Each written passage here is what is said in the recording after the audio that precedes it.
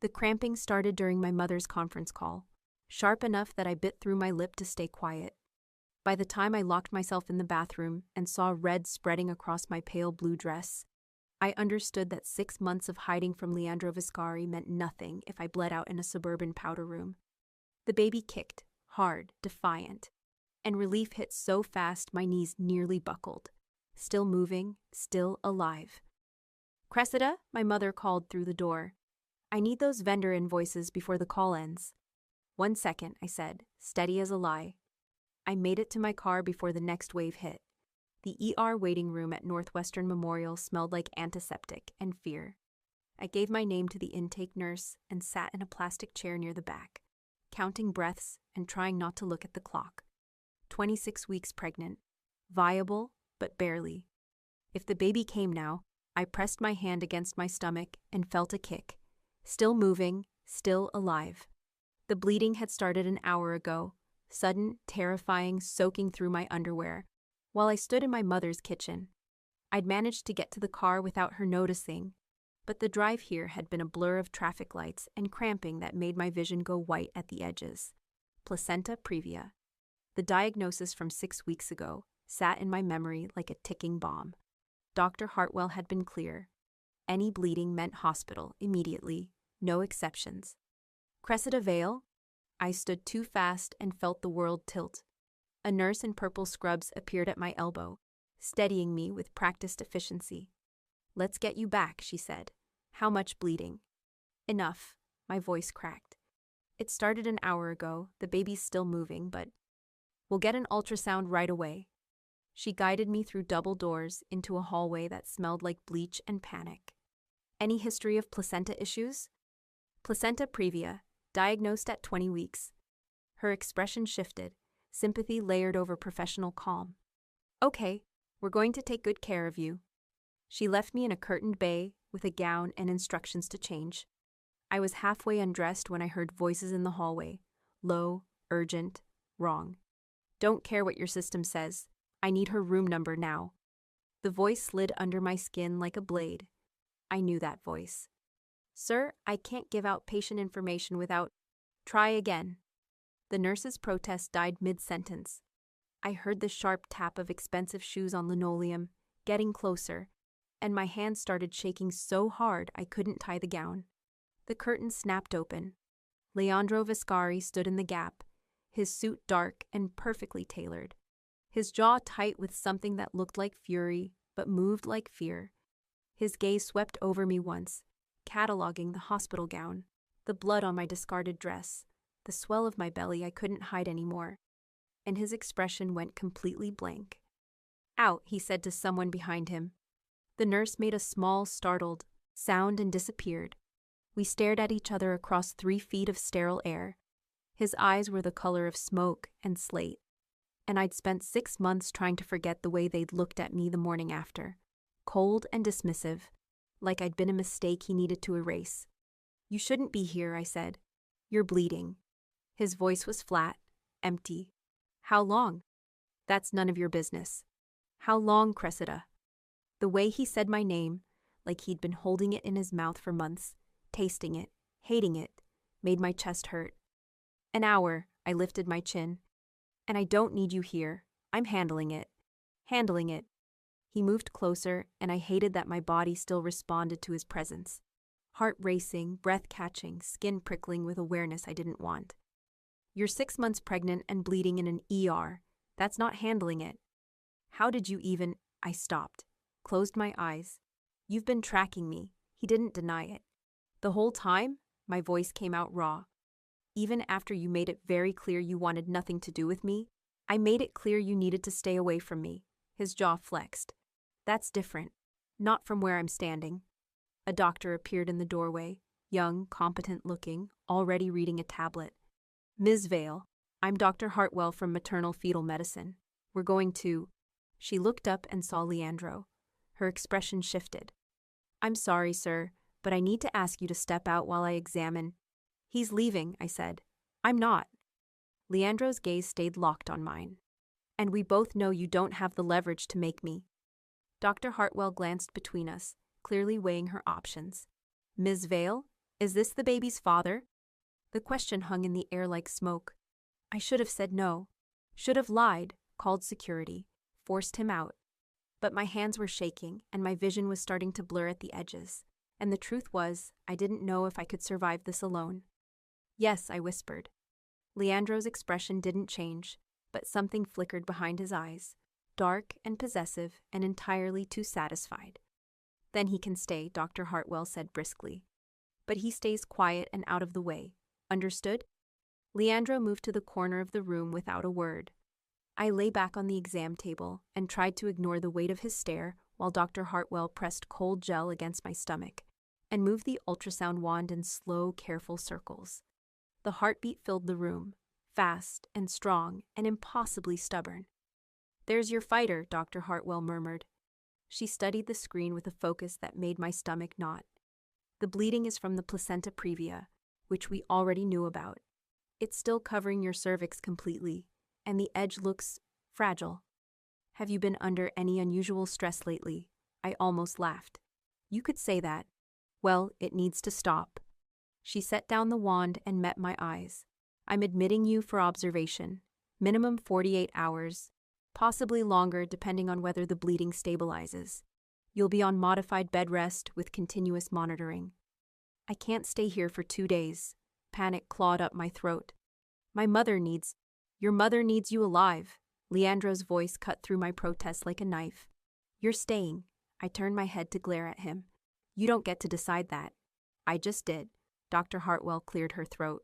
Ms. Vale, your baby is at 26 weeks. If you go into labor now, we're looking at a very premature delivery with significant risks. The bleeding suggests your placenta is under strain. If it ruptures, she paused. You'd both be in serious danger. Do you understand? I understood. I understood that 6 months of running had just ended in a curtained ER bay, with the father of my baby watching me like I was a problem he needed to solve. I'll stay, I said quietly. Good. Dr. Hartwell made notes on her tablet. I'll get you moved to a private room upstairs. Someone will be up shortly to...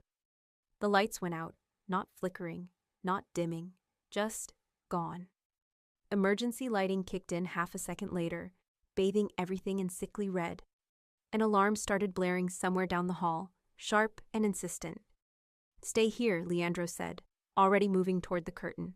Wait, I started to sit up, but Dr. Hartwell put a hand on my shoulder. Don't move, she said, her voice tight. That's not a drill. Leandro stopped at the curtain's edge, his hand inside his jacket. When he turned back to look at me, his eyes were cold and sharp and absolutely lethal. Someone just cut the hospital's main power grid, he said, and they did it to find you. Leandro had his phone out before the emergency lighting stabilized, his thumb moving across the screen with the kind of precision that suggested he'd done this before, multiple times, in worse situations than a hospital blackout. Giorgio, he said into the phone, we have a problem. I couldn't hear the response, but I watched Leandro's expression shift. Colder, sharper, more dangerous. Northwestern Memorial. 5th floor if they moved her. ER if they didn't. How far out are you? He paused, listening. Good.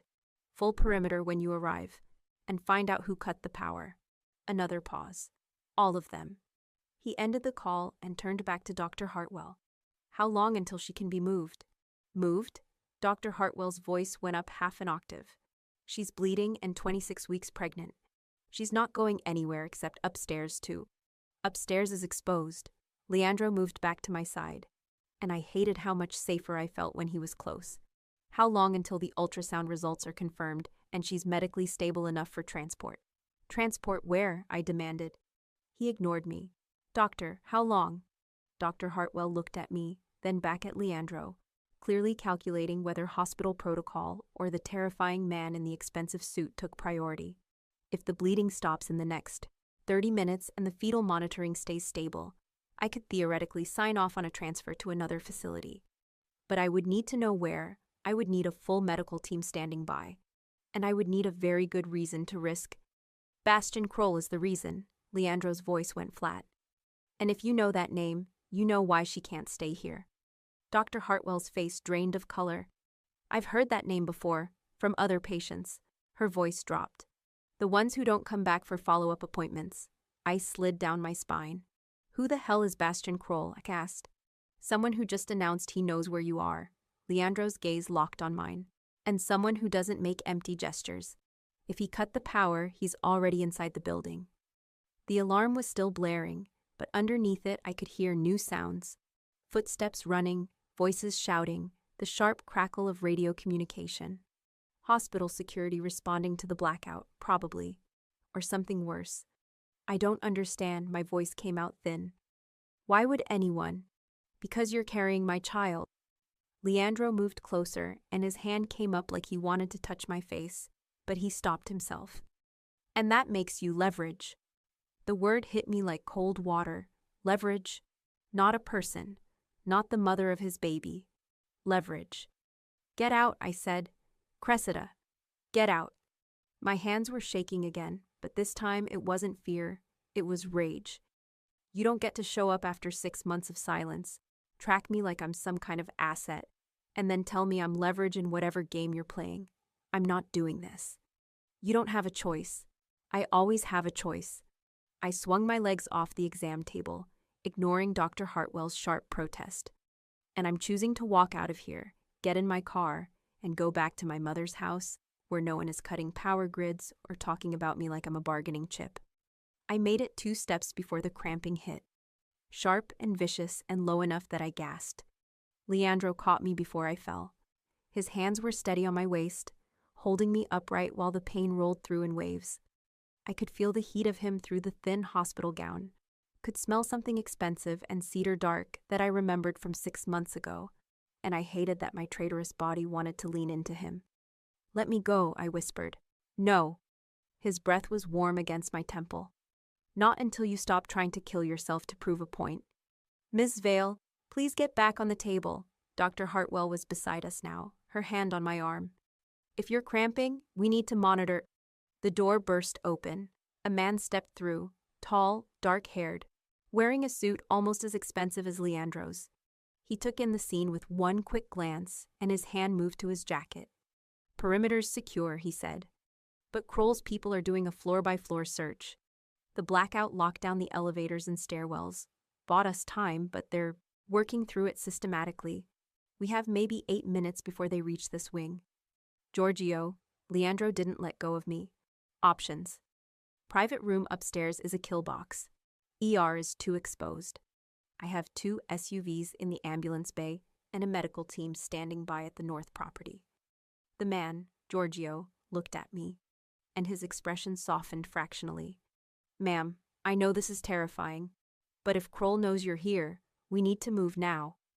The north property? I looked at Leandro. What is that, some kind of safe house? It's a residence with a full medical suite and 24-hour security. His jaw was tight. Dr. Hartwell, I need your honest assessment. Can she be moved safely? Dr. Hartwell hesitated, and I could see her running the calculations, medical risk versus whatever threat Bastian Kroll represented. Finally, she nodded. If the bleeding has stopped, and I can get continuous fetal monitoring during transport, yes. But I'm coming with you, and I'm bringing a nurse. Non-negotiable. Done. Leandro looked at Giorgio. Call it in. 2 vehicles, separate routes, full counter-surveillance protocol. Wait. I pulled away from Leandro, putting space between us even though my legs felt like water. I didn't agree to this. You don't have to agree. Leandro's voice was soft. Dangerous. You just have to survive. Stop talking about me like I'm not here, my voice cracked. But I forced the words out anyway. You rejected me. You made it very clear that I was nothing to you. And now you show up and expect me to just, what? Trust you. Follow you to some secure location and hope you don't decide I'm inconvenient again. Something flickered across his face. Pain, maybe, or regret. But it was gone before I could name it. 6 months ago, I made a choice to keep you safe, he said quietly. And I made it badly. I hurt you, and I knew I was hurting you. And I did it anyway because the alternative was watching Kroll put a target on your back, the second he realized you mattered to me. I didn't matter to you. You mattered too much. His hand came up again, and this time he didn't stop himself. His palm cupped my jaw, thumb brushing across my cheekbone. You walked into my world without armor, Cressida. No guards, no training, no understanding of what it costs to be visible to men like me. So I made you invisible. And I've spent 6 months making sure you stayed that way. My breath caught. The tracking was the only way I could sleep at night. His thumb traced a line to the corner of my mouth. Knowing where you were, knowing you were safe, knowing that if anything happened, I could get to you. And now something's happened. Yes. The alarm cut off abruptly, leaving a silence that felt heavier than the noise.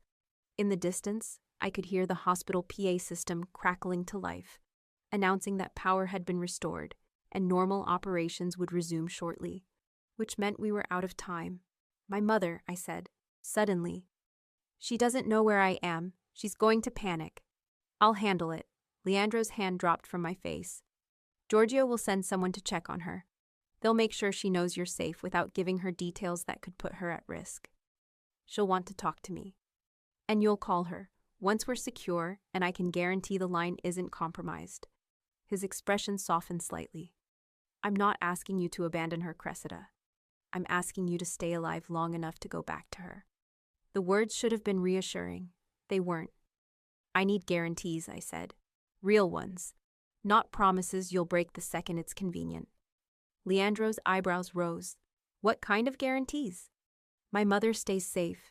You protect her the same way you're protecting me. No half measures, no acceptable losses. I kept my voice steady, even though my heart was trying to break through my ribs. You don't lie to me about what's happening or why. You don't make decisions about my life without consulting me first. And if I want to leave, you let me go. No tracking, no surveillance, no showing up 6 months later with excuses. He studied me for a long moment, and I couldn't read his expression. Done, he said finally, except the tracking. Leandro, the tracking stays until Kroll is neutralized. His voice went hard. I won't apologize for that. You can hate me for it.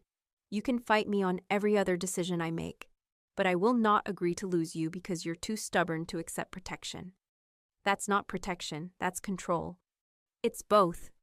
He stepped closer and his voice dropped. And right now, I don't care which one you call it as long as you're breathing at the end of this.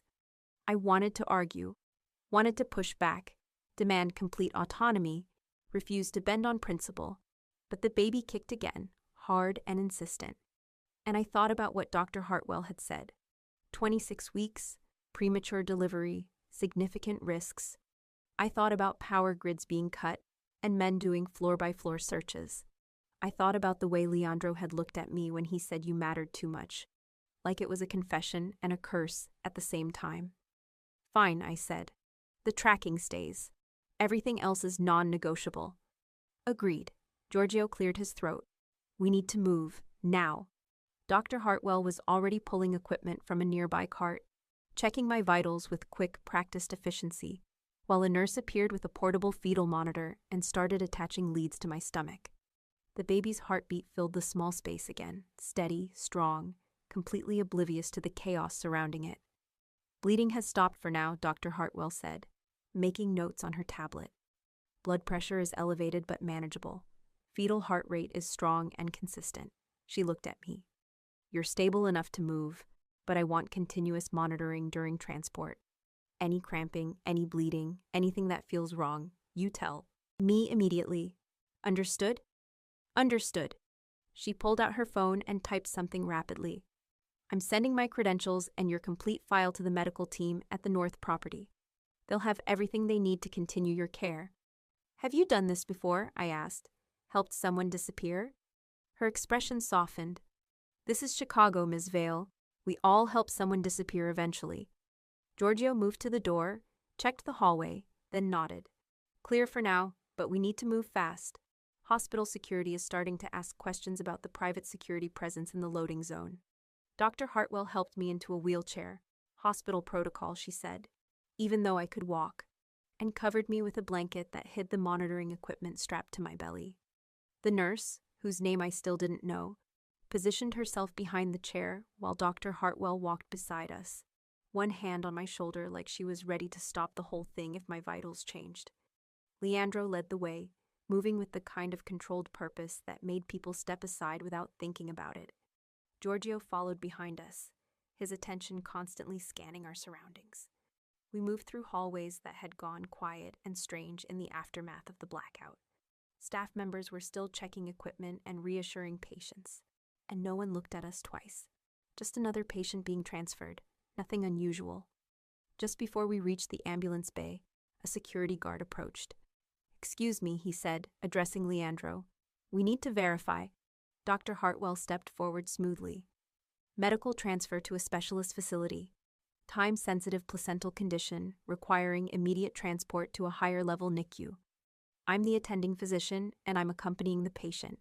Here are my credentials." She held up her hospital ID and her phone showing some kind of official-looking documentation. The guard studied it briefly, then nodded and stepped aside. "Safe travels," he said. We pushed through the ambulance bay doors, and cold November air rushed in.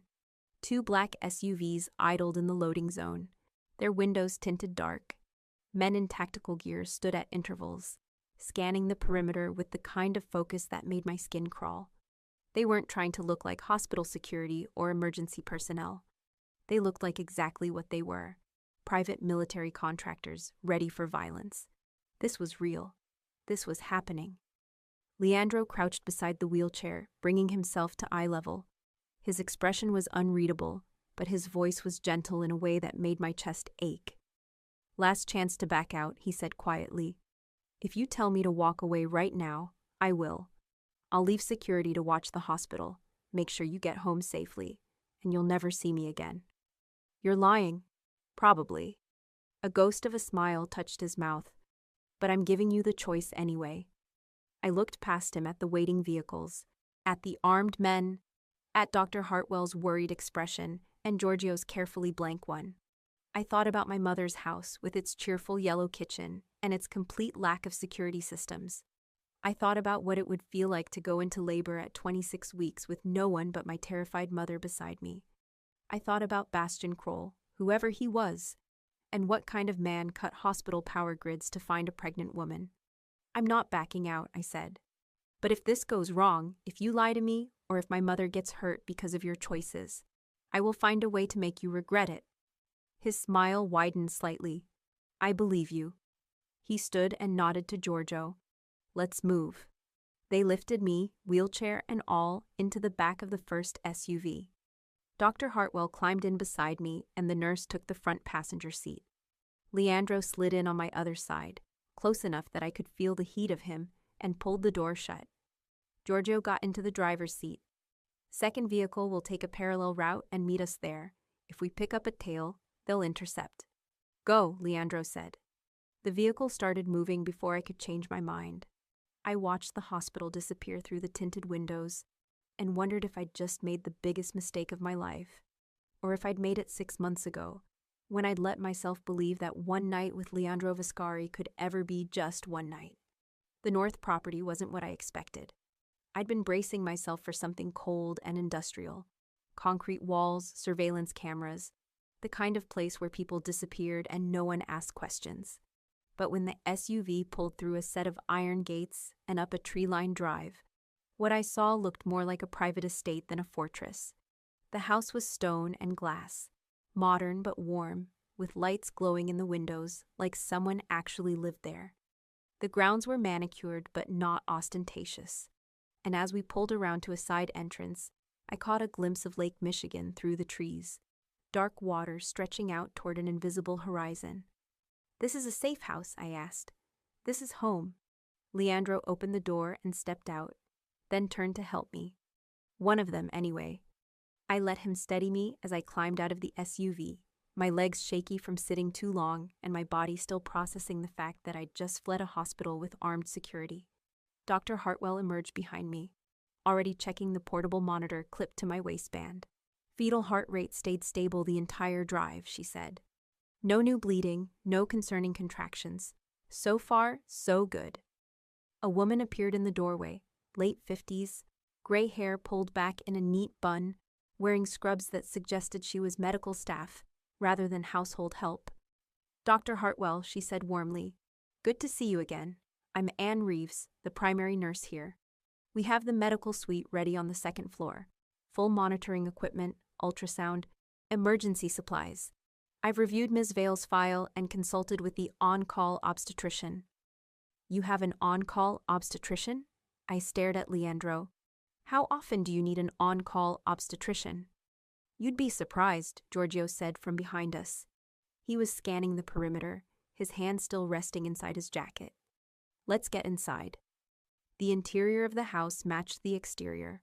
Warm hardwood floors, high ceilings, art on the walls that looked real rather than decorative. Anne led us up a curved staircase to the second floor, down a hallway that smelled faintly of lavender, and into a room that made my breath catch.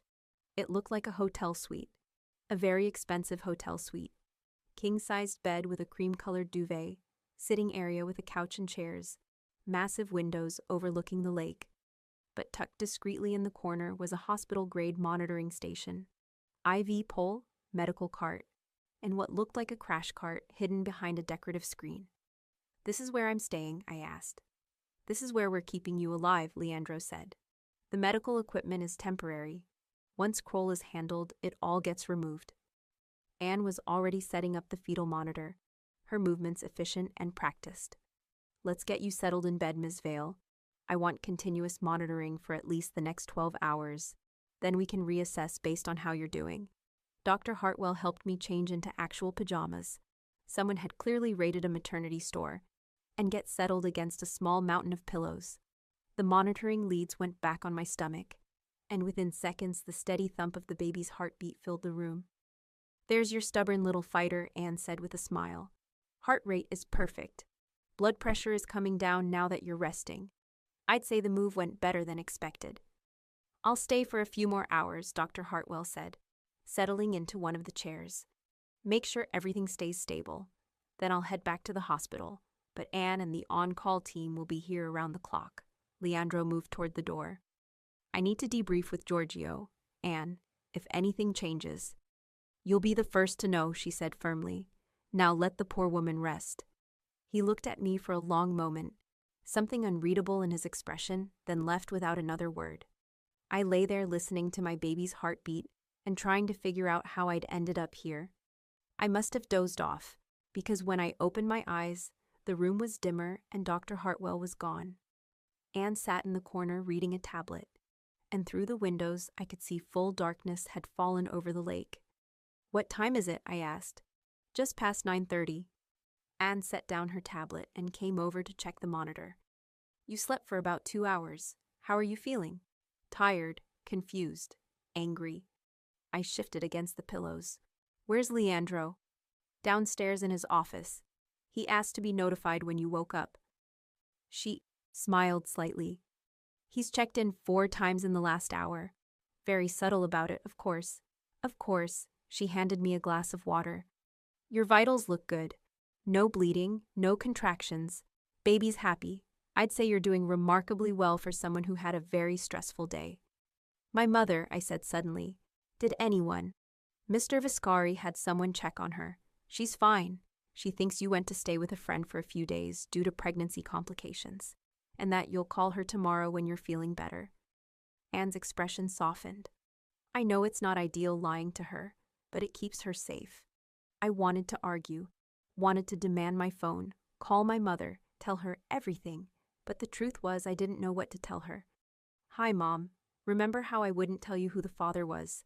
Turns out he's a criminal, and now other criminals are trying to use me as leverage, so I'm hiding in his lakefront mansion with medical staff and armed guards. That would go over well. I want to see him, I said. Leandro, tell him I want to talk to him. Anne nodded and pulled out her phone.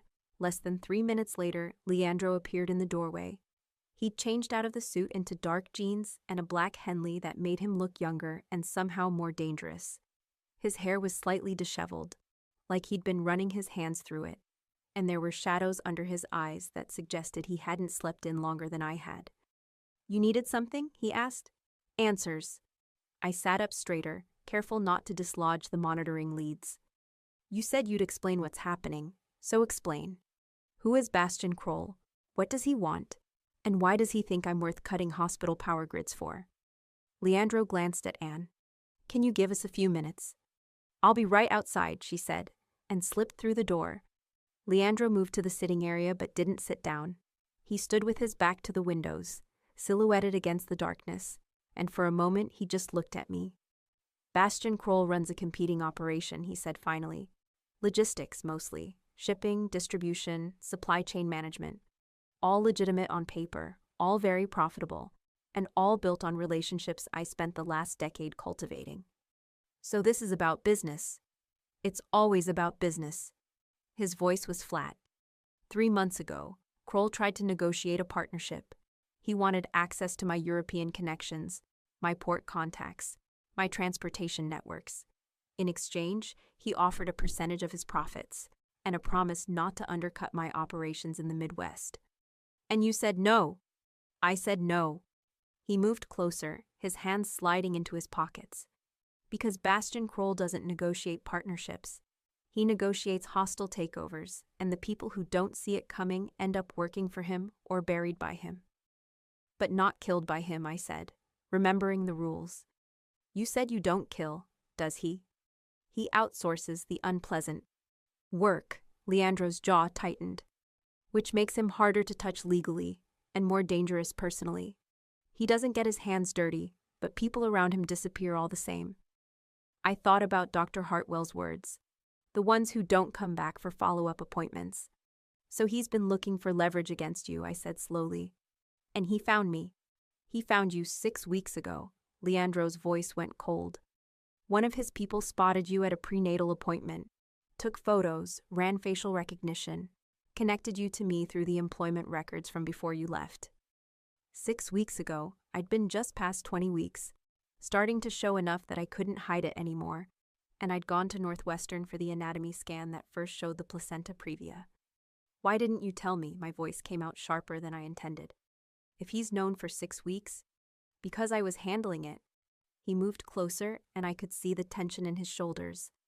I increased security around you and your mother, put pressure on his operations, made it very clear that coming after you would cost him more than any leverage was worth. It was working. He backed off. And then I ended up in the ER.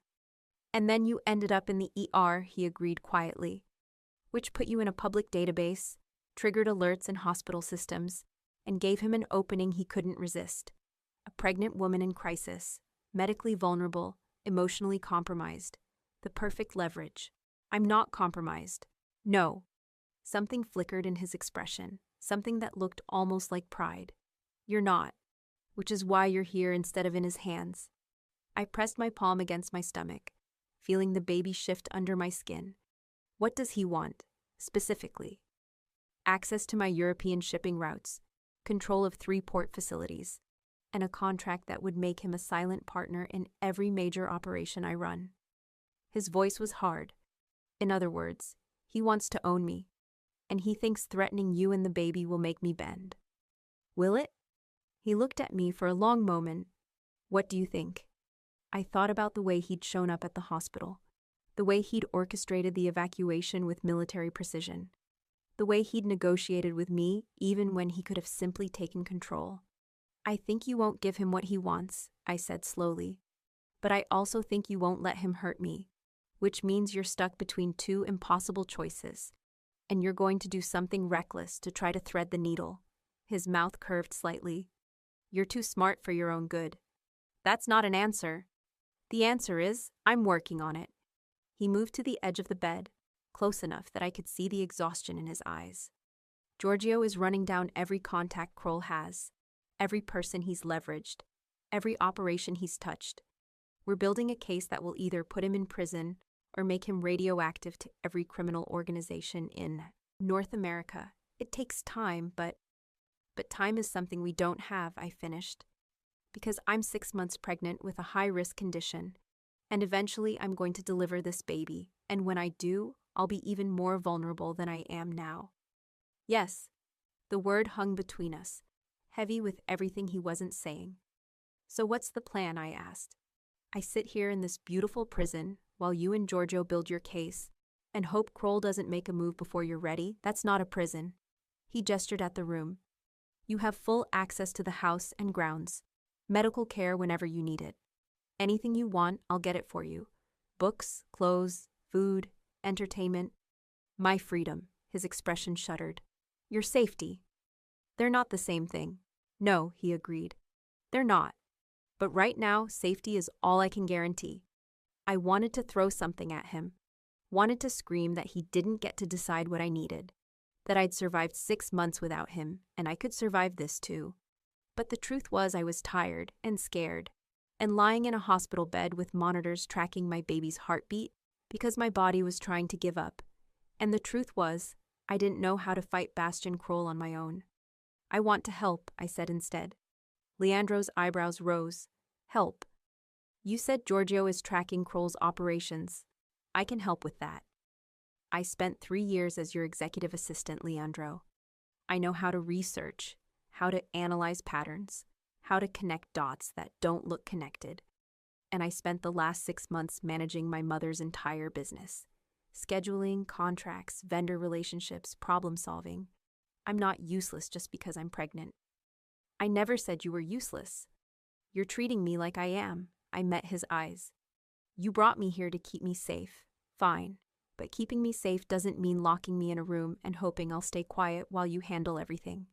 It means letting me be part of the solution. He studied me for a long moment, and I could see him weighing the risks, calculating the angles, trying to decide if involving me would make things better or worse. What do you need? He asked finally. Access to whatever information Giorgio has on Kroll. Financial records, schedules, contacts, operations, anything that might show a pattern or weakness. And I want to sit in on the strategy meetings, not as decoration, as an actual participant. That's not non-negotiable, I said, echoing his words from the hospital. You want me to trust you. You want me to believe this is about partnership and not control? Then treat me like a partner.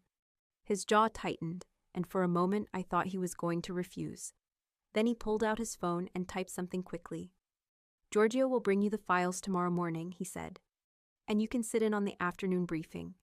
But if I think it's too much stress, if Dr. Hartwell says it's affecting your health, you're done. Understood? Understood. He stood, and I thought he was going to leave. But instead he moved closer, his hand coming up to brush a strand of hair away from my face. His touch was gentle, careful, and it made something in my chest ache. I'm not trying to control you, Cressida, he said quietly. I'm trying to keep you alive. There's a difference. Is there? I whispered. Ask me again when this is over. His thumb traced the line of my jaw.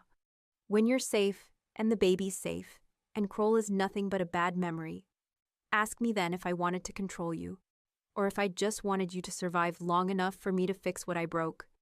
He left before I could respond. I lay there in the dark, listening to my baby's heartbeat and trying to figure out if I believed him. The next morning, Giorgio arrived with a laptop and 3 thick folders.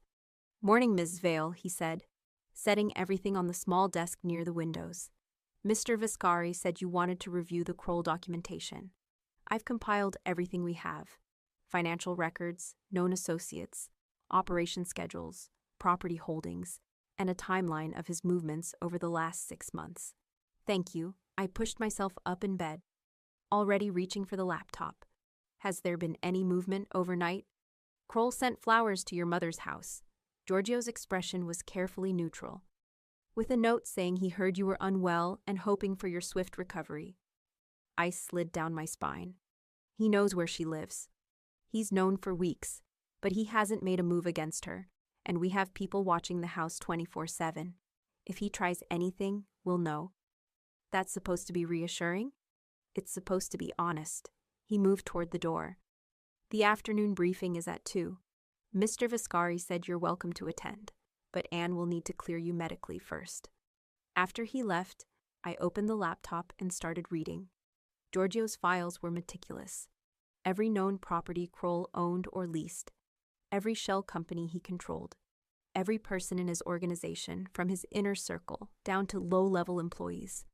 Financial transactions going back 3 years, cross-referenced with dates, locations, and known criminal activity. It was a lot of information. Too much information, if I was being honest. The kind of overwhelming data dump that looked comprehensive but made it nearly impossible to see patterns, because everything looked significant. But I'd spent 3 years managing Leandro's calendar, his meetings, his correspondence, his entire professional life, and I'd learned that the most important information was never in the big, obvious transactions. It was in the small inconsistencies, the repeated patterns, the things that should have been routine but weren't. I started making notes. Kroll had 17 properties in the greater Chicago area, but he only regularly visited 6 of them. Why maintain properties you never use unless they served a purpose? Beyond personal residence, he had weekly meetings with his inner circle, but the location rotated on a predictable schedule, except for 1 week every month when the meeting location changed at the last minute. Why the variation?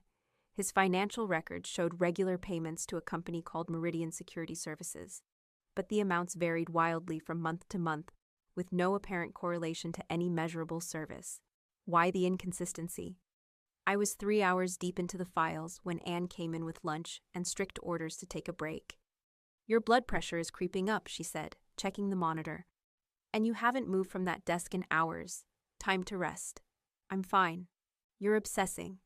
She took the laptop away from me with the kind of gentle firmness that suggested she'd dealt with stubborn patients before. "Eat something. Take a nap. Let your body do the work of keeping that baby safe instead of trying to solve everyone else's problems." She was right, of course, but lying in bed while Leandro and Giorgio handled everything felt like giving up, like accepting that I was just the person who needed protecting, not the person who could actually help. Still, I ate the lunch, some kind of incredible pasta with vegetables and a protein I didn't recognize, and let myself doze off for an hour. When I woke up, Leandro was sitting in the chair by the window, reading something on his phone. "How long have you been here?" I asked. 20 minutes. He looked up, and there was something soft in his expression. "Anne said you were sleeping. I didn't want to wake you. But you stayed." I stayed. The afternoon light coming through the windows turned everything golden, and for a moment we just looked at each other. I could feel the pull of him, the same gravitational force that had drawn me in 6 months ago, before everything went wrong. The same feeling that made me want to trust him even when every logical part of my brain said I shouldn't. "I found something in the files," I said, breaking the silence. His attention sharpened. "What?" "Kroll has a pattern. Every 4th week, his standing meeting location changes at the last minute. It's subtle. He maintains the same day and time, but the location shifts. And it always shifts to one of 3 places. A restaurant in River North, a private club in the Loop, or a warehouse in Bridgeport." We knew about the rotating locations. "Did you know they correlate with wire transfers from Meridian Security Services?" I reached for the laptop, pulling up my notes. "Every time the meeting moves, there's a payment to Meridian within 48 hours. And the amounts are significant. $50,000, $75,000, sometimes over $100,000. Leandro moved to the desk, studying my notes. Meridian is supposed to be his legitimate security contractor. Then why do the payments spike around these specific meetings? I pulled up another file. And why do the locations of these meetings correspond to properties that aren't owned by Kroll, but by shell companies that are owned by people who work for Meridian?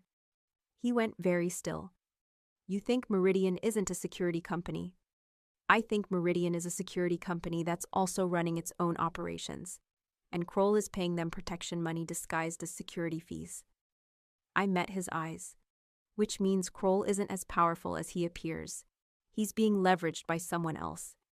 Leandro pulled out his phone. "Giorgio needs to see this. Now." The afternoon briefing happened in Leandro's office, a room that was all dark wood and leather furniture and floor-to-ceiling windows overlooking the lake. Giorgio was there, along with 2 other men I didn't recognize. They introduced themselves as Vincent and Marco, and from the way they moved, I could tell they were security rather than business associates. I sat in a chair near Leandro's desk, Anne hovering nearby with the portable monitor, while Giorgio pulled up my notes on a large screen. "Ms. Vale identified a pattern we missed," he said, walking through the analysis I'd done. "Kroll's meeting relocations correlate with payments to Meridian Security Services, and the properties where these meetings occur are owned by shells connected to Meridian employees, which suggests—" "Kroll is paying tribute," Leandro finished. His voice was cold. He's not the one applying pressure. He's the one being pressured. By who? Vincent asked. Someone inside Meridian. Giorgio pulled up a new file. I did some digging after Ms. Vale flagged this. Got lucky, actually. One of Meridian's shells filed an amended Delaware annual report last month, and someone got sloppy. A manager's name showed up where it shouldn't have. From there, we pulled the paper trail and the beneficial owner surfaced. He clicked through several screens showing corporate documents. Meridian Security Services is owned by a holding company based in Delaware, which is owned by another holding company based in the Caymans, which is owned by… He paused. A woman named Sienna Cross. The room went silent. You know that name, I said, watching Leandro's expression. I know that name. His jaw was tight. Sienna Cross used to work for me, 5 years ago. She ran logistics for the European operations, and she was brilliant at it. Then she got ambitious, tried to leverage my contacts for her own operation, and I cut her loose. She's been rebuilding ever since, quietly, carefully, waiting for the right moment to come back at me. And now she's using Kroll as a proxy, Giorgio said. She can't come at you directly because you burned all her connections when you severed ties. But if she can control Kroll, she controls his operation, and she can use him to pressure you into giving her back what she lost. But that means Kroll isn't the real threat, I said slowly. He's just… the face of it, Leandro finished. The distraction. While we're focused on him, Sienna is positioning herself to take everything. I thought about the hospital, the power outage, the floor-by-floor search. The hospital move wasn't about leverage, I said. It was about confirmation. Sienna needed to know for sure that I was connected to you, that I was vulnerable, that you'd respond. She was testing your defenses. And I showed her exactly how I'd respond, Leandro said quietly. Which means she now knows the full extent of my security protocols, my resources, and my weaknesses. One weakness, I corrected. Me. He looked at me, and something in his expression made my breath catch. Yes. Giorgio cleared his throat. We need to adjust strategy. If Sienna is running this, Kroll is expendable to her. She'll sacrifice him the second it's convenient, which means we can flip him, I said. Everyone turned to look at me. If he's being leveraged, he's looking for a way out. And if we can offer him a better deal than Sienna is, protection, resources, evidence that she's already positioning him as the fall guy for her entire operation, he might take it. That's a significant risk, Marco said. If he's loyal to Cross… He's not loyal, he's trapped. I stood up, ignoring Anne's worried glance. Look at the payment schedule. The amounts increase every month. That's not a stable arrangement, that's escalation. Sienna is squeezing him, and eventually he'll either break or push back. We just need to be there when he does. Leandro studied me for a long moment. You want to make contact with Kroll. I want to offer him a way out before Sienna decides he's outlived his usefulness. I moved closer to the desk, my hand resting on my stomach. And I want to do it in a way that makes it clear I'm not helpless.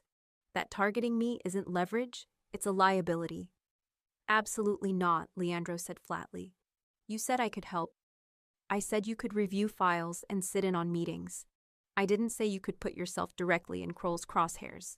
His voice was hard. The answer is no. Then what's your plan, I demanded? Wait for Sienna to make her move? React instead of act. Hope she doesn't escalate before Giorgio builds his case? My plan is to keep you safe while we handle the threat. Your plan is to treat me like I'm fragile. I stepped closer, and I could see the moment he registered my anger. I'm not fragile, Leandro. I'm 6 months pregnant with a high-risk condition, yes. But I'm also the person who just identified the real threat when no one else could. I'm the person who sees patterns your security team missed. And I'm the person Sienna is using as leverage, which means I'm also the person who can flip the entire situation if you just let me. The room had gone very quiet. Everyone out, Leandro said. Giorgio hesitated. Leandro, out, now. They filed out silently, Anne casting me a worried glance before she closed the door behind her. Leandro stood and moved around the desk until he was close enough that I had to tilt my head back to meet his eyes. You want to know what I'm afraid of? He asked quietly. I'm afraid that if I let you help, if I let you put yourself at risk, I'll lose you. Again. Except this time it won't be because I pushed you away. It'll be because I let you walk into danger and couldn't protect you. You can't protect me from everything. I can try. And that's the problem. I reached up, my hand settling on his chest. I could feel his heart beating under my palm, fast and hard. You're so busy trying to protect me that you're not seeing what I can actually do. I'm not asking you to let me walk into danger alone. I'm asking you to trust me enough to walk into it with me. His hand came up to cover mine. If something happens to you, then you'll handle it. The same way I'll handle it if something happens to you. I held his gaze. That's what partnership means, Leandro. Not one person protecting the other. Both people protecting each other. He stared at me for a long moment, and I could see the war happening behind his eyes. Control versus trust. Fear versus respect. The need to keep me safe versus the knowledge that I was right. Finally, he exhaled slowly. Tell me your plan. We reach out to Kroll through a neutral intermediary, someone he knows isn't connected to you directly. We offer him a meeting, neutral territory, daylight, public enough that Sienna can't make a move without exposing herself. And we offer him exactly what he needs. Proof that Sienna is setting him up to take the fall, and a deal that gets him out from under her without destroying his operation. And you think he'll take it? I think he's desperate enough to consider it. I squeezed his hand. And I think if I'm there, visibly pregnant, clearly not afraid of him, it sends a message to Sienna that her leverage isn't working. Or it paints an even bigger target on you. The target is already there, I said softly. The question is whether we use it to our advantage or let her use it against us. He pulled me closer, his forehead resting against mine. You're going to give me a heart attack. Probably. And you're not going to back down on this. Definitely not. He made a sound that was half laugh, half groan. Giorgio is going to hate this plan. Giorgio can file a complaint. His hand slid to my jaw, tilting my face up. His thumb brushed across my lower lip, and I felt my breath catch. If we do this, he said quietly, you follow my lead. You stay where I can reach you, and the second I think it's going wrong, you let me pull you out. Non-negotiable. Agreed. And tonight, his voice dropped. Tonight, you let me stay, in this room. Close enough that if anything happens, I'm already here. My heart was pounding so hard I was sure he could feel it. That's not non-negotiable, he repeated. And there was something fierce in his eyes. You want partnership? Then let me be your partner, all the way. I should have said no. Should have set boundaries, kept distance, protected myself from whatever this was building between us. Instead, I said, okay. His hand tightened on my jaw, and for a moment I thought he was going to kiss me. Wanted him to kiss me, even though I knew it was too soon, too complicated, too dangerous. But he just held me there, his breath warm against my mouth, his eyes dark with something that looked like hunger and restraint, and maybe, possibly, something deeper. Get some rest, he said finally, stepping back. Tomorrow we set the trap. He left, and I stood there in the middle of his office, my heart racing and my skin buzzing with the ghost of a touch that hadn't quite happened.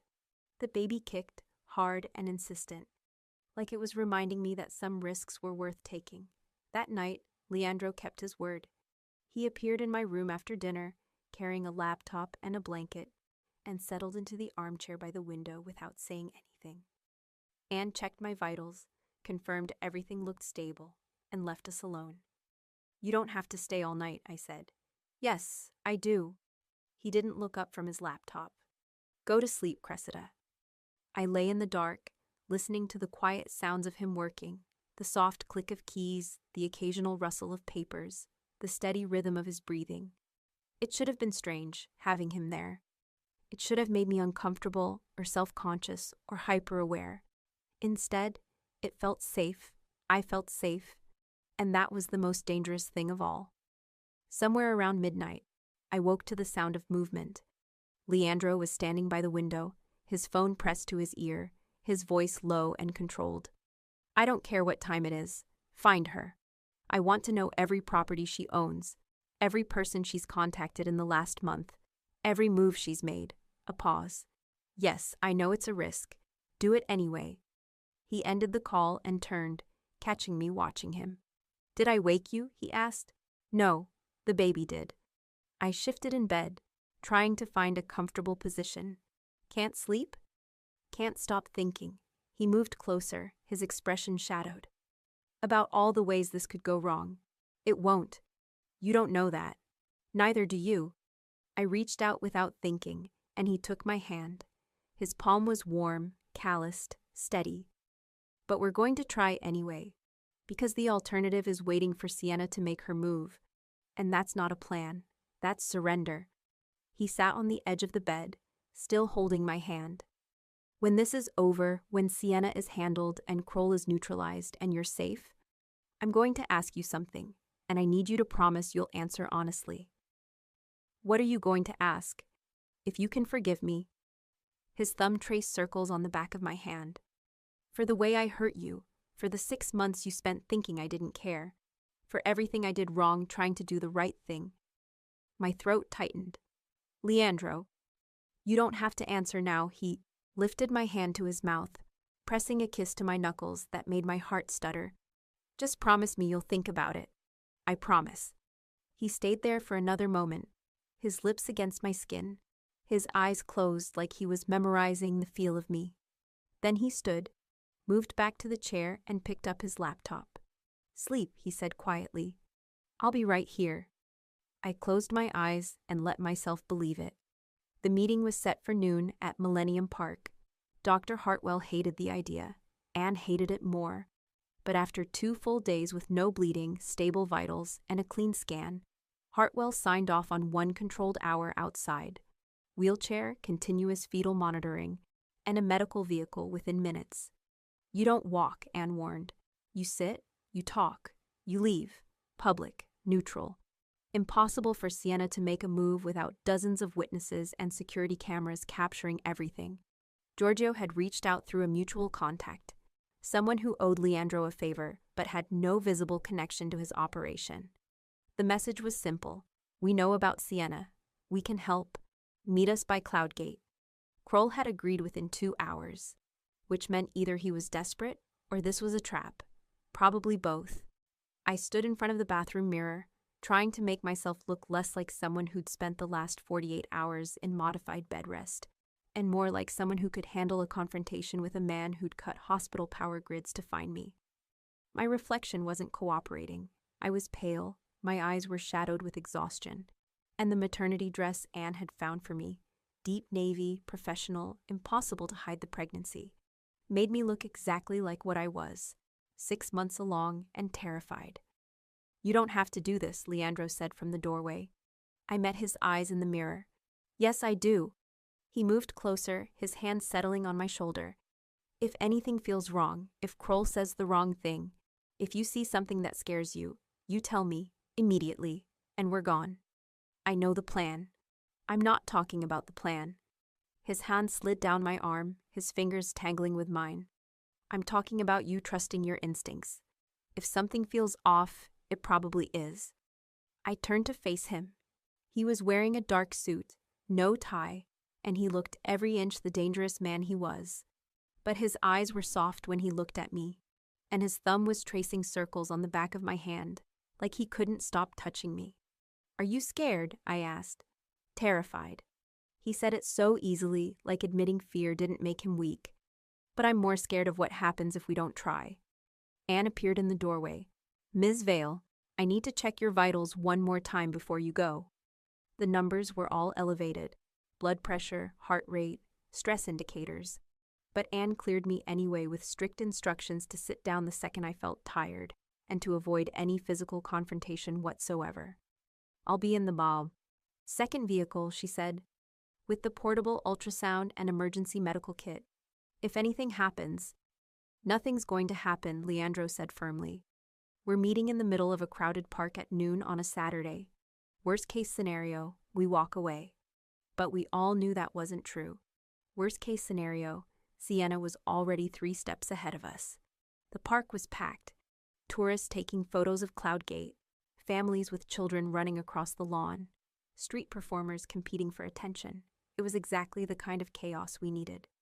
Too many people, too many cameras, too much visibility for anyone to make a move without consequences. Giorgio and Vincent flanked us as we walked toward the bean, their attention constantly scanning the crowd. Marco was somewhere in the perimeter, and Anne was parked 2 blocks away with the medical vehicle. Leandro's hand stayed on my lower back the entire time, a constant reminder that he was there, that he wouldn't let anything happen to me. We found Kroll standing near the sculpture's north side, his hands in his pockets, his expression unreadable.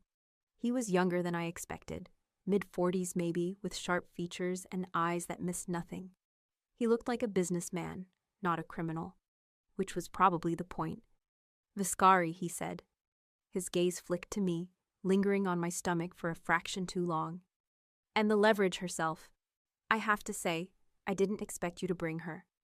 "That's the point," I said before Leandro could respond. "I'm not leverage. I'm the person who figured out you're being squeezed by Sienna Cross." Kroll's expression didn't change, but something flickered behind his eyes. Surprise, maybe, or fear. "I don't know what you're talking about," he said. "Meridian Security Services." I pulled out my phone and showed him the financial analysis I'd compiled. "Your payments to them increase every month. The meeting locations for your relocated strategy sessions correspond to properties owned by Meridian shell companies, and every time you pay them, the amount gets bigger. That's not a security contract, Mr. Kroll. That's extortion." He stared at the screen for a long moment, then looked at Leandro. "What's your angle?" "My angle is that Sienna Cross is using you to get to me," Leandro said flatly. "And when she's done with you, she'll throw you away. You're not her partner, you're her weapon. And weapons get discarded once they've served their purpose." "You have proof of that?" Giorgio stepped forward and handed Kroll a tablet. "Sienna filed updated corporate paperwork 3 weeks ago. She listed you as a co-conspirator in 6 federal violations: racketeering, money laundering, wire fraud. The filings are sealed, but they exist. If anything goes wrong with her operation, you're the one who takes the fall, not her." Kroll's jaw tightened as he read through the documents. This could be fabricated. "It's not," I said quietly. "And you know it's not. Because you've felt it, haven't you? The way she's tightening the screws. The way she's positioning you as the visible face of operations while she stays in the shadows. She's setting you up, Mr. Kroll. And if you don't get out now, you won't survive what's coming." He looked at me for a long moment, and I could see him weighing his options. Trust Leandro and risk betraying Sienna, or stay loyal to Sienna and hope she didn't destroy him. "What are you offering?" he asked finally. "Protection," Leandro said. "Legal and physical. We have enough evidence to put Sienna away for 20 years, but we need your cooperation to make it stick. You testify about her operation, her methods, her leverage tactics, and in exchange you get immunity and a clean slate. No prison time, no retaliation. You walk away." "And if I say no?" "Then you're on your own when she makes her move." Leandro's voice was cold. "Which, based on the timeline Giorgio mapped out, should happen within the next 72 hours. She's accelerating. You know it, I know it, and she knows you know it. That's why you agreed to this meeting." Kroll was silent for a long moment. Then he handed the tablet back to Giorgio. "I need 24 hours to think about it," he said. "You have 12, Leandro said. After that, the offer expires, and you're back to being Sienna's problem." Kroll nodded slowly. "I'll be in touch." He turned to walk away, and I thought we'd done it. Thought we'd actually pulled it off without anything going wrong. Then I saw the man in the gray jacket. He was standing near the east side of the sculpture, his phone pointed directly at us. Not taking a selfie, not photographing the bean, photographing us. "Leandro," I said quietly. He followed my gaze, and his entire body went rigid. "Giorgio, 3 o'clock, gray jacket." Giorgio's hand moved inside his suit, but the man was already walking away, disappearing into the crowd with casual efficiency that suggested he'd done this before. "That was one of Sienna's people," Kroll said. He'd stopped walking and turned back to face us, his expression grim. "She's been watching me, which means she knows about this meeting." "Then you need to make a choice," Leandro said. "Right now, because in 12 hours she's going to know you met with me, and she's going to assume you flipped. You'll be a liability, and she doesn't keep liabilities around." Kroll looked at me again, and something in his expression shifted. You really figured out the meridian connection on your own? Yes. And you're here, 6 months pregnant, high-risk condition, because you wanted to prove you're not leverage. I'm here because I'm tired of being used as a pawn, I said. By Sienna, by you, by anyone who thinks my vulnerability makes me weak. It doesn't. It makes me dangerous. Because I have everything to lose, which means I'll do whatever it takes to protect it. He studied me for another moment, then pulled out his phone. I'm texting you an address. It's a property Sienna doesn't know about. I bought it under a shell she never traced. Meet me there tonight at 8. I'll bring everything I have on her operation, and we'll figure out how to bury her before she buries me. He walked away before any of us could respond. Giorgio immediately pulled out his phone, running the address Kroll had sent. It's a warehouse in Pilsen. Industrial area, minimal surveillance, easy access from multiple routes. It's a trap, Vincent said flatly. Probably, Leandro agreed. But it's also our best shot at getting what we need to neutralize Sienna. He looked at me. You're not coming. Leandro. Non-negotiable. His voice was hard. Kroll gave you his respect. You proved your point. But walking into a warehouse at night with a man who's being leveraged by someone who wants me dead? That's not brave. That's stupid. And you're too smart to be stupid. I wanted to argue. Wanted to insist that if I wasn't there, Kroll might not trust the deal. But the truth was, I was exhausted. My back ached, my feet were swelling, and the baby had been kicking non-stop for the last 20 minutes, like it could sense my stress. Fine, I said. But you're taking everyone. Giorgio, Vincent, Marco. Everyone. And you're wearing body armor. And you're calling me every 30 minutes to check in.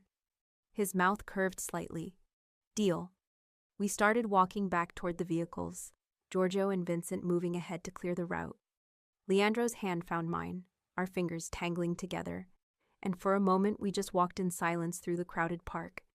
You were incredible, he said quietly. I was terrified. You were both. He pulled me closer, his arms sliding around my waist. You stood in front of a man who tried to use you as leverage and made him see you as a person. That's not something most people can do. I learned from someone who's very good at making people see what he wants them to see. I never wanted you to see anything but the truth, he said, even when the truth made me look like a bastard. We reached the vehicle, and Anne was already checking my vitals before I'd even sat down. Blood pressure still elevated, but stable. Baby's heart rate strong, no contractions, no bleeding. You did good, she said softly. Now rest. The drive back to the North property felt longer than it should have. I dozed against Leandro's shoulder while he made quiet calls to Giorgio, coordinating the warehouse meeting, running background on the address, arranging backup and exit strategies.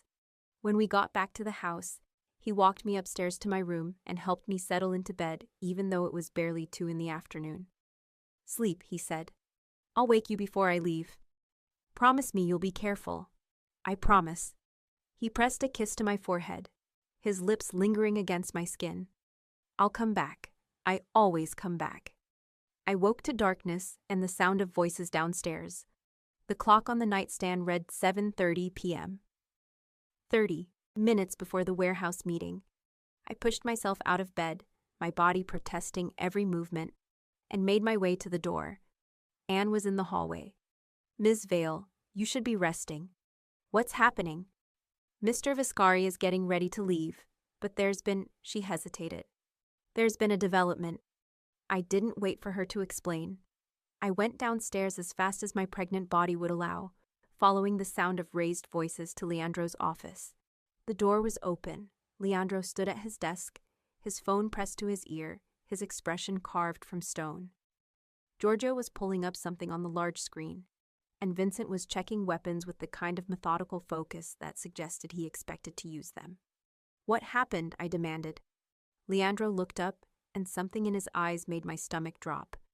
Sienna moved early. She's at your mother's house. The world tilted. What? She showed up 20 minutes ago with 2 of her people. They're not threatening her directly. They're sitting in the living room having tea and making conversation about event planning.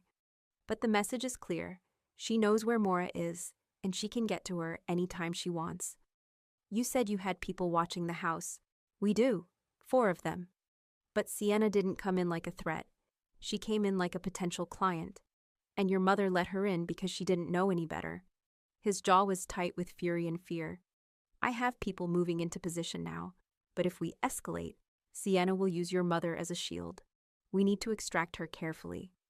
Or, I said slowly, we give Sienna what she actually wants. Everyone turned to look at me. She doesn't want my mother, I said. She wants me. She went there to force Leandro's hand, to make him choose between going to the warehouse meeting with Kroll or protecting my mother. It's a distraction tactic. And while he's dealing with that, she'll move on Kroll herself and eliminate the threat before Leandro can flip him. Which means the warehouse is a trap, Giorgio said. No. I moved to the desk, my mind racing. It means we split her attention. Leandro goes to the warehouse as planned, but I call my mother and tell her I'm coming to visit. Right now, tonight. And when Sienna hears that, she'll have to make a choice. Stay and wait for me to show up, or abandon the position and regroup. Absolutely not, Leandro said. You are not using yourself as bait. I'm not bait. I'm leverage. I met his eyes. And the only way to neutralize leverage is to prove it doesn't work. Sienna thinks she can use my mother to control you. So we show her she can't. I show up, I walk in, and I make it very clear that I'm not afraid of her. And while she's dealing with me, your people extract my mother and you flip Kroll. That plan has approximately 50 ways to go catastrophically wrong, Vincent said. Then we better make sure it doesn't. I looked at Leandro. You said you wanted partnership. This is partnership. We both take risks, we both play our part, and we trust each other to handle it. He stared at me for a long moment, and I could see the war happening behind his eyes. Every instinct telling him to lock me in this house and handle everything himself. Every promise he'd made about treating me like a partner fighting against his need to keep me safe. If I agree to this, he said quietly, you follow the extraction plan exactly. Giorgio will be with you. Anne will be in the vehicle. You walk in, you say what you need to say, and then you let my people get you and your mother out. No heroics, no improvisation. You follow the plan. I follow the plan. He exhaled slowly, then looked at Giorgio. Get her ready, full protection detail, medical backup. And if anything goes wrong, you pull her out whether she agrees or not. Understood. Leandro moved closer, his hands framing my face. When this is over, when your mother is safe and Sienna is finished and you're back here in one piece, we're having a very long conversation about you giving me heart attacks. I'm looking forward to it, I whispered. He kissed me, not gentle, not careful, not the slow build I'd been expecting. He kissed me like he was drowning and I was air, like he'd been holding back for 6 months and couldn't hold back anymore. Like if he didn't kiss me right now, he might never get another chance. His mouth was hot and demanding, his hands sliding into my hair, tilting my head back so he could take more. I gasped against his lips, and he swallowed the sound, with a possession that should have scared me but instead made me feel claimed and wanted and absolutely, completely his. When he finally pulled back, we were both breathing hard. Come back to me, he said roughly. You too. My mother's house looked exactly the same as it had 3 days ago when I'd left bleeding and terrified. The yellow kitchen lights were on, warm and welcoming, and I could see movement through the front windows. Giorgio parked 2 houses down. We have people at the back entrance and the side gates. Vincent is in position across the street. When I give the signal, they'll move in and create an exit route. You walk in, you talk, and when I tap your shoulder twice, you move. Understood? Understood. Anne handed me a small device that looked like a fitness tracker. Panic button. If anything happens, you press this and everyone comes in. Don't hesitate. Don't try to handle it yourself. Just press it. I slipped it onto my wrist and opened the car door. The walk to the front door felt like it took hours. My heart was pounding, my hands were shaking, and the baby was kicking so hard I could barely breathe. But I kept walking, one foot in front of the other, just like I'd been doing for 6 months. I rang the doorbell. My mother answered, and the relief on her face nearly broke me. Cressida, she pulled me into a hug, careful of my stomach. What are you doing here? I thought you were staying with your friend. I wanted to see you, I said. Can I come in? Of course, sweetheart. I have a potential client here, but… She lowered her voice. She's been here for almost an hour, and I can't figure out what she actually wants. Maybe you can help. We walked into the living room, and I saw her. Sienna Cross was exactly what I'd expected.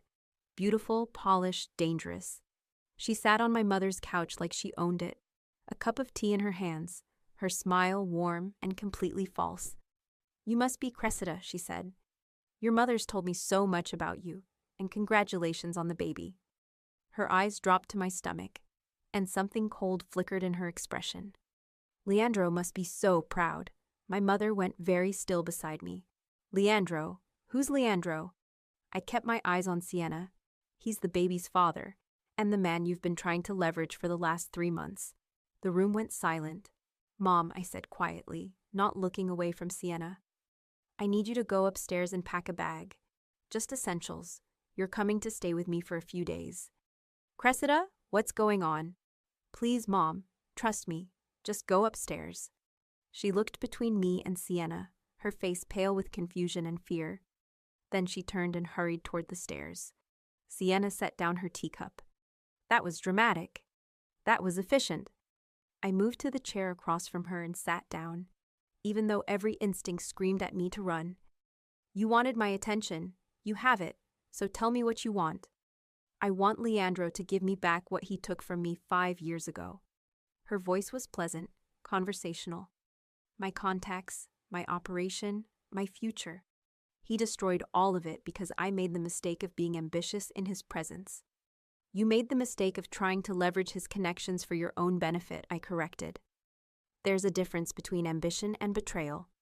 Is there? She leaned forward slightly. You worked for him for 3 years. You built his operation, managed his empire, made him more successful than he could have been without you. And what did you get in return? 6 months of silence and a baby you're raising alone. I'm not raising it alone anymore. No, she agreed. Now you're raising it in his world, with his protection, under his control.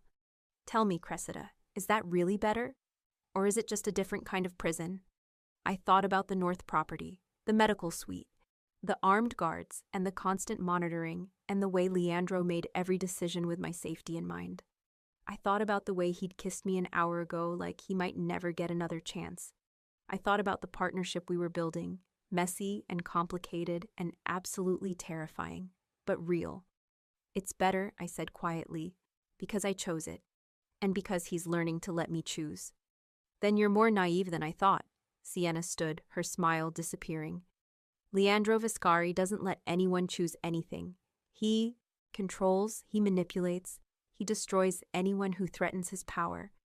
And when he's done with you, when you've served your purpose, he'll push you away just like he did 6 months ago, just like he did to me. The difference is I'm not trying to steal from him, I said. I'm trying to build something with him. And you can't understand that because you've never built anything. You've only ever taken. Her expression went cold. You should have stayed hidden, Cressida. This doesn't end well for you. Giorgio's hand landed on my shoulder. 2 taps. Time to go. Actually, I said, standing up, I think it ends with you in prison and me raising my baby in peace. But we'll see.